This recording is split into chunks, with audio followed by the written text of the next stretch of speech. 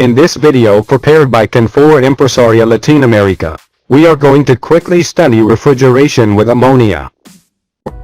Initially, the technician should know that ammonia is only toxic at certain concentration ranges, values that only occur at installation points, with leaks located in closed places of smaller volume, but that are detected before causing any damage by security systems or even by the same human nose.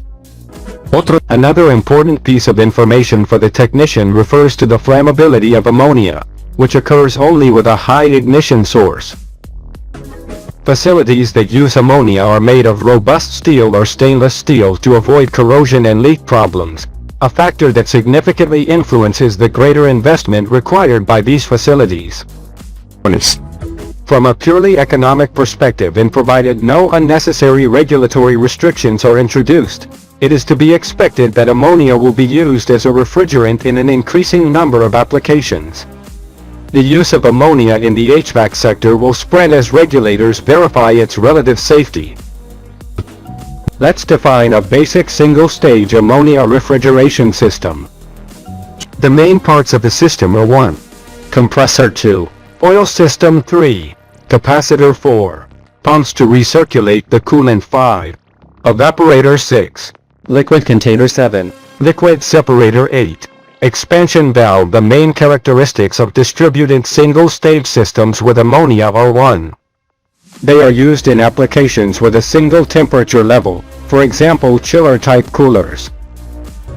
2. In most single-stage distributed ammonia systems, the refrigerant is recirculated to the evaporators by means of pumps. 3. There are also some direct expansion systems with ammonia, mainly for applications with small loads. 4. Direct expansion systems with ammonia are not very common, due to their lower efficiency, and the difficulties to control the superheat of the ammonia at the outlet of the evaporator. 5. Single-stage systems are used for medium and high temperature levels. 6. It is quite common to install an economizer to improve efficiency. 7. A common method of defrosting systems with ammonia is by means of hot gas, which momentarily escapes from the compressor discharge to the evaporators to defrost the frost. 8. Hot gas defrost offers higher energy efficiency than alternative defrost methods. To understand how the system works, we are going to define each state of the refrigerant. 1. Refrigerant in a saturated liquid state, at low temperature and pressure. 2. Refrigerant in saturated vapor state, at low temperature. 3. Refrigerant in saturated vapor state, towards the compressor. 4. Inside the container, there is the saturated liquid refrigerant, and the saturated vapor refrigerant. 5. Inlet to the saturated vapor compressor. 6. Refrigerant output is superheated steam at high pressure and high temperature. 7. Oil outlet. 8. Outlet of refrigerant in liquid state at room temperature. 9. Liquid container. 10. Expansion valve to lower the temperature of the refrigerant. Now we are going to quickly study two-stage distributed systems that work with ammonia. The basic parts of this type of system are 1. Compressor. Booster compressor for low temperature 2. Separador. Oil separator 3. Oil cooler 4. Compressor. High temperature compressor 5. Separador. Oil separator 6. Capacitor 7. Container 8. Intercooler 9. Expansion valve 10. Evaporator 11. Cooling pump 12. Liquid separator 13. Evaporator in the refrigeration cycles, which work with ammonia R717. It is noteworthy how the pump is in charge of recirculating the liquid ammonia through the evaporator, and how the flooded operation of the evaporator ensures zero superheating and at the same time only the output of ammonia in the form of saturated vapor. At this time, it is important to mention that although ammonia systems require an additional element such as pumps, their energy consumption is very low due to two important factors. 2. The pumps work with only liquid ammonia. B. The pressure needed in the evaporator is relatively low. In short, the consumption of the pump is much less than the energy savings due to having zero overheating. The characteristics of the two-stage distributed systems with ammonia are: 1. They are commonly used in low-temperature systems, or in high-temperature heat pump applications.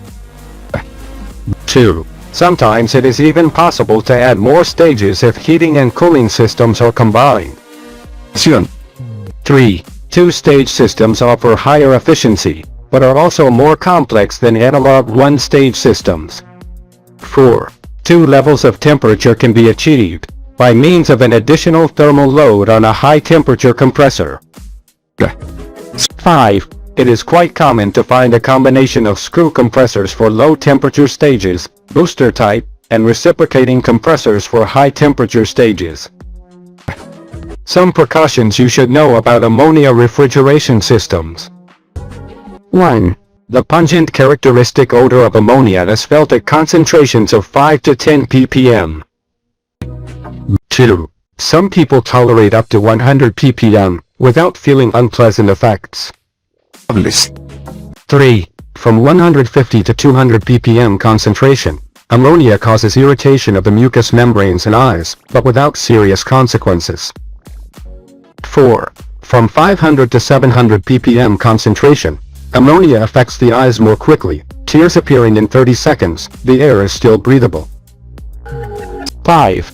At 1000 ppm ammonia concentration, breathing is intolerable, and vision is impaired, but sight is not lost. 6. At 1500 ppm ammonia concentration, tissue is damaged or destroyed, and the instant reaction is to move away, even for trained personnel. 7. A concentration of 5000 ppm or higher will present a high probability of death by suffocation. The duration of exposure is a primary factor. To understand the operation of the system, we are going to define each state of the refrigerant. 1. Refrigerant in a saturated liquid state, at low temperature and pressure. 2. Refrigerant in saturated vapor state, at low temperature. 3. Refrigerant in saturated vapor state, towards the compressor. 4.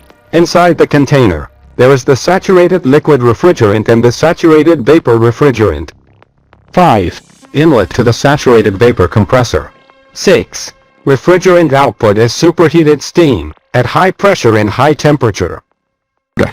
7. Oil outlet. 8. Outlet of refrigerant in liquid state, at room temperature. 9.